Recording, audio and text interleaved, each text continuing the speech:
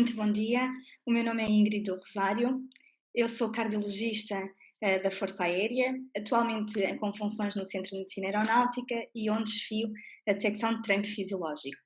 Antes de começar a apresentação, quero agradecer à organização do Anemia Working Group, a 2020, na pessoa do Dr. João Mares, pelo convite e pelo desafio sobre esta temática hipobarismo e anemia que irei agora iniciar. Ora então, o que é que define o hipobarismo? Sabemos que a pressão atmosférica consiste no peso combinado de todos os gases sobre a superfície da Terra através da força de gravidade. Quando esta pressão atmosférica diminui, falamos então de hipobarismo.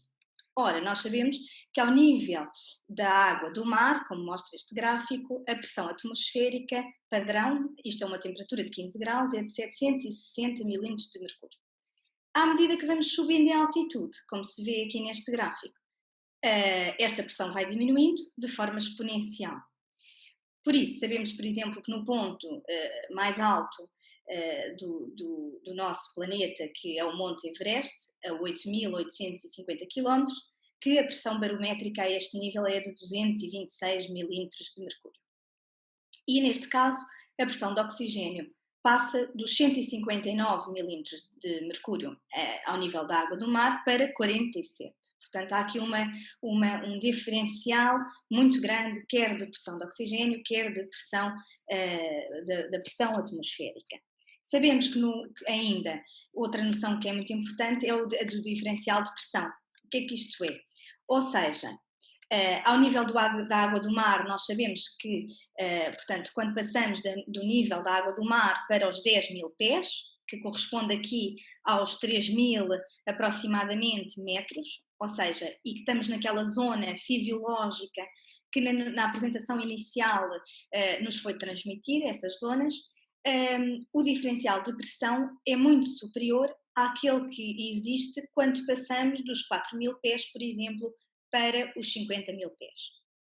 Isto faz, obviamente, com que as alterações relacionadas com o hipobarismo, a nível fisiológico, sejam superiores a altitudes mais baixas do que nas altitudes mais elevadas. Se falarmos dos aviões comerciais, a título de curiosidade, eles andam aqui a velocidade, mais ou menos a velocidade de cruzeiro, eles voam à volta dos 12.000 metros, portanto, ao nível dos 30.000 pés.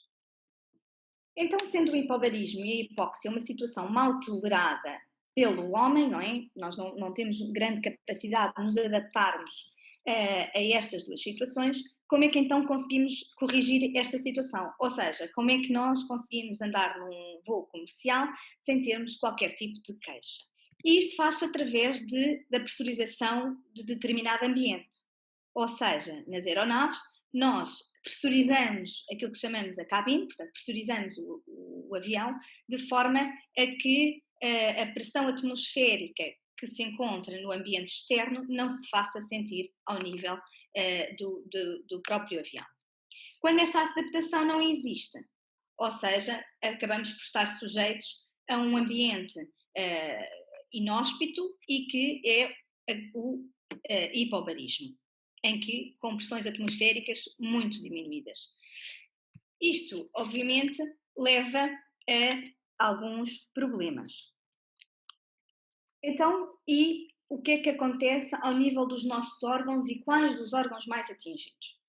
Quando existe uma despressurização da cabine, ou uma despressurização rápida, ou quando estamos sujeitos a um hipobarismo, e isto, por exemplo, acontece em algumas atividades que já vou mostrar mais à frente, os órgãos mais atingidos vão acabar por ser os ouvidos, os seios perinasais, os alvéolos dentários e o aparelho gastrointestinal. Podemos ainda ter os pulmões. E isto porquê? Porque estes são os órgãos em que possuímos internamente ar, ou seja, são órgãos que têm no seu interior ar, daí que são aqueles mais atingidos. Ora bem, aqui neste slide temos algumas imagens exemplificativas das populações ou dos profissionais mais expostos ao hipobarismo. E quem são eles? Temos então os pilotos de caça, obviamente todos os pilotos podem estar sujeitos quer a hipóxia, quer a hipobarismo, quando as condições não são as mais eficazes, mas os de caça são aqueles que estão mais sujeitos.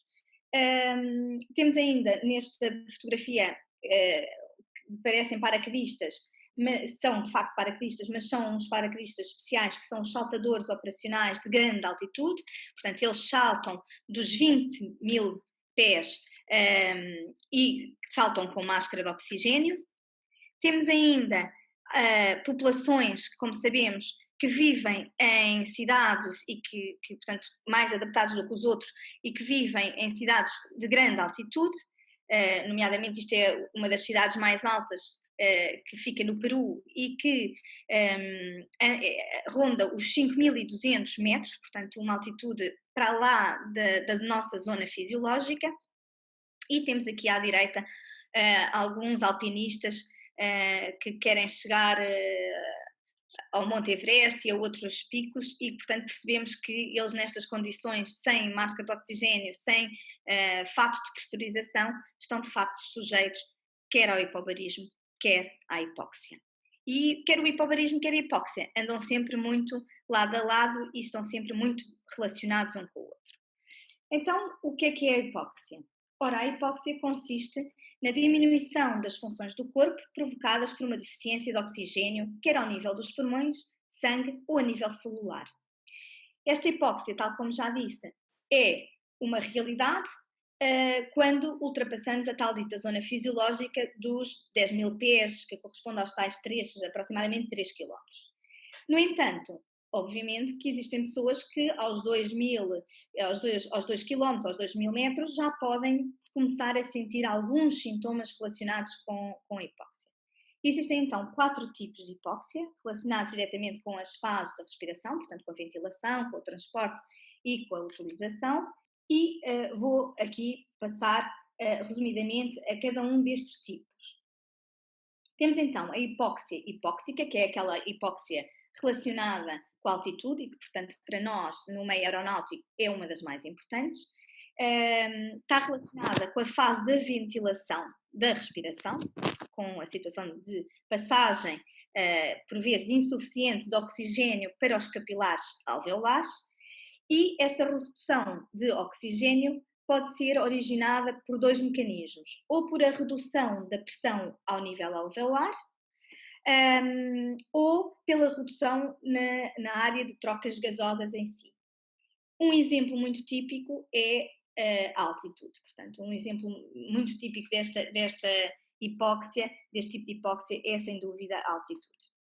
Depois, passamos então para a hipóxia hipémica, e neste congresso esta é aquela que com maior relevância, em que ela é provocada pela redução da capacidade do transporte de oxigênio pelo sangue a nível às células, sendo uma das causas a quantidade insuficiente de eritrócitos. Está por isso relacionada com a fase de transporte da respiração e como exemplos temos de facto a anemia, a hemorragia, a dádiva de sangue, quando vamos dar sangue, portanto são estes os exemplos relacionados com esta hipóxia hipémica. Temos então ainda a hipóxia estagnante, aqui temos uma redução do fluxo quer ao nível geral, quer ao nível local, e os exemplos temos no caso das insuficiências, que é o mais facilmente reconhecido, que é o caso da insuficiência circulatória, em que, obviamente, num caso de falência circulatória, falência da bomba cardíaca,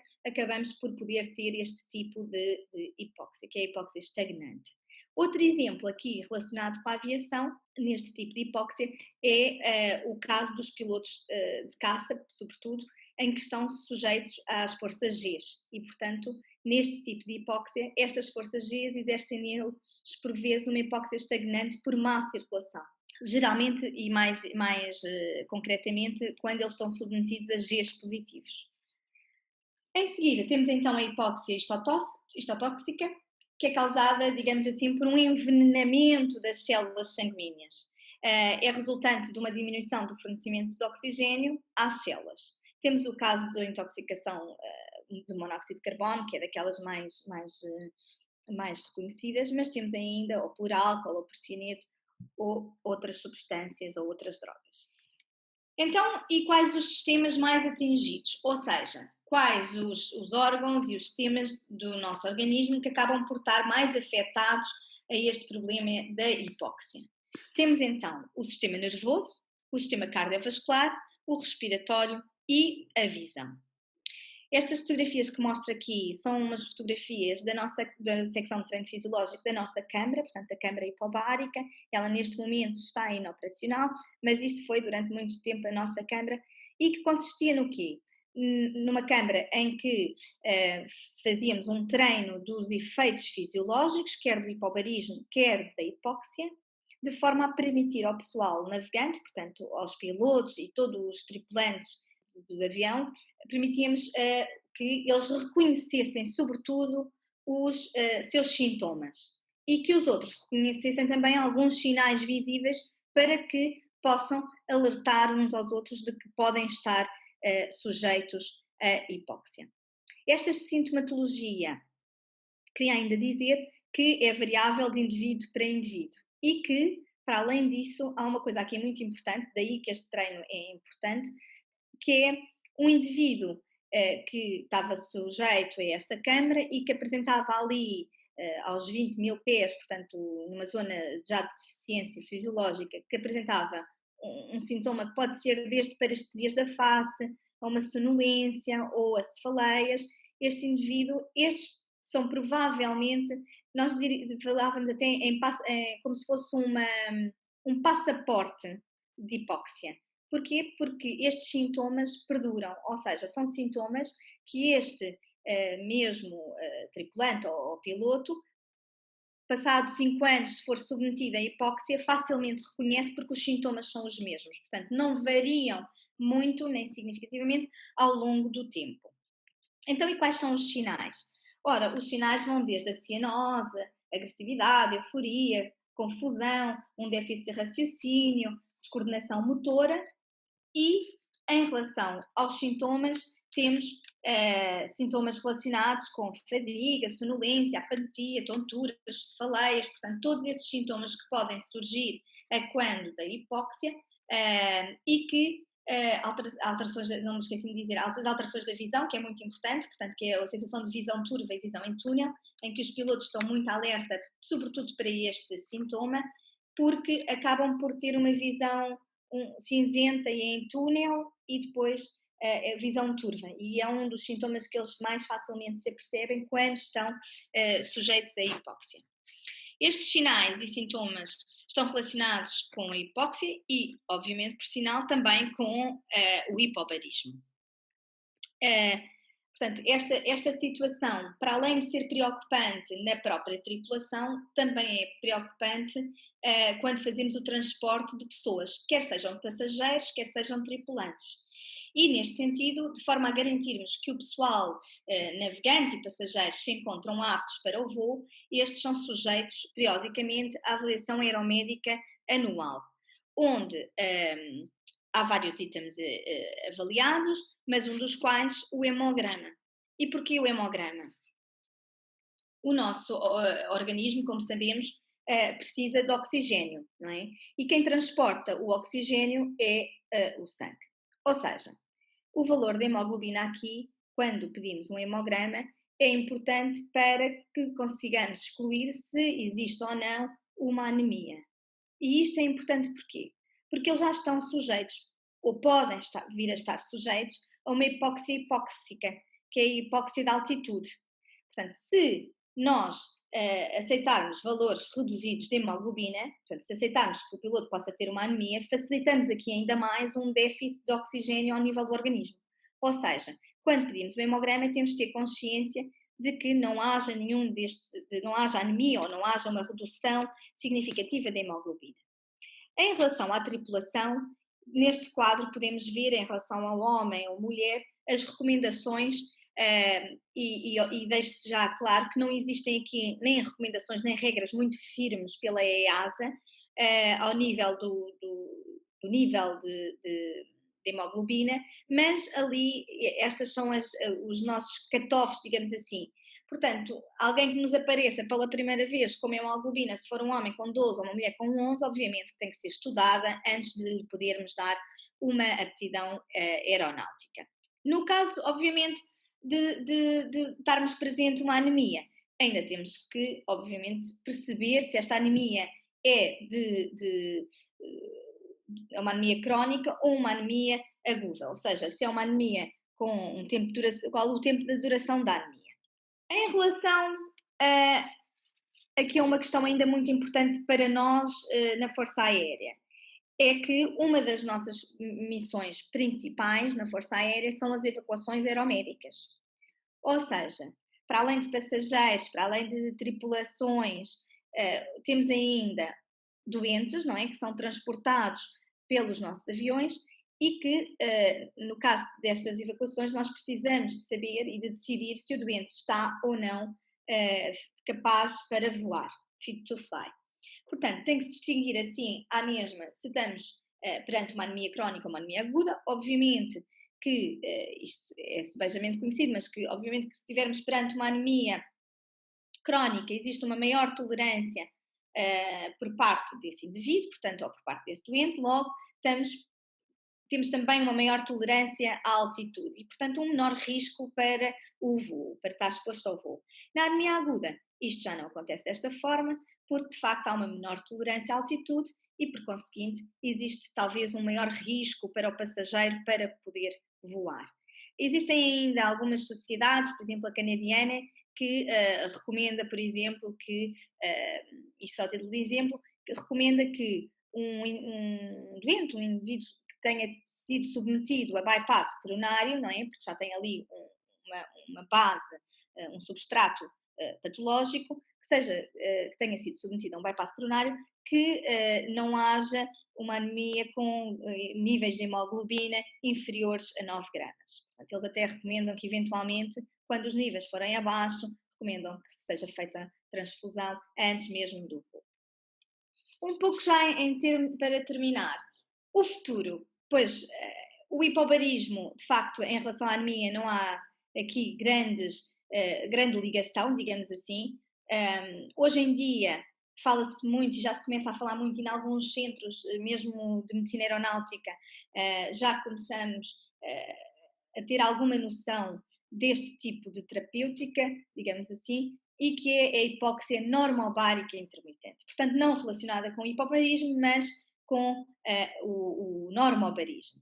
E que consiste em quê? Consiste em protocolos em que o doente ou o indivíduo é sujeito a curtos períodos de tempo de hipóxia, que alternam com períodos de normóxia, e que se sabe que isto vai levar à estimulação da atividade de determinadas proteínas protetoras, como sendo enzimas antioxidantes, proteínas de choque térmico, proteínas reguladoras de ferro, portanto, várias proteínas que depois vão iniciar uma cascata de reações e que levam à adaptação à hipóxia, por um lado, e, por outro, à formação de novos mecanismos de defesa que produzem mudanças fisiológicas e que levam a resultados positivos na prática clínica. Uma das situações onde isto tem sido mais estudado também é ao nível da reabilitação cardíaca. Portanto, sujeitar um doente que teve um infarto e que acabou por ter, portanto, com frações de ejeção reduzidas, tentar fazer este protocolo de hipóxia normobárica intermitente de forma a que haja uma reabilitação e haja, de facto, uma estimulação da atividade de determinadas proteínas importantes. Assim, em jeito de conclusão, e gostava de terminar salientando que, de facto, existe uma ligação muito estreita entre hipobarismo e hipóxia. A câmara hipobárica tem uma enorme importância, pois o seu objetivo principal não é melhorar a performance do indivíduo quando sujeito a um ambiente hipóxico hipobárico, mas sim capacitar o indivíduo das suas limitações e dar-lhe um melhor conhecimento dos seus sintomas, para quando ele esteja sujeito a nova exposição de hipóxia, ele facilmente reconheça. Portanto, houve já vários acidentes aeronáuticos em que portanto, os pilotos e a tripulação acabavam por, quando os aviões caças, a F-16, percorriam ou escoltavam, percebiam que lá dentro toda a tripulação já estava, portanto, já tinha desmaiado, portanto, já estava em hipóxia e, portanto, já não haveria muito a fazer.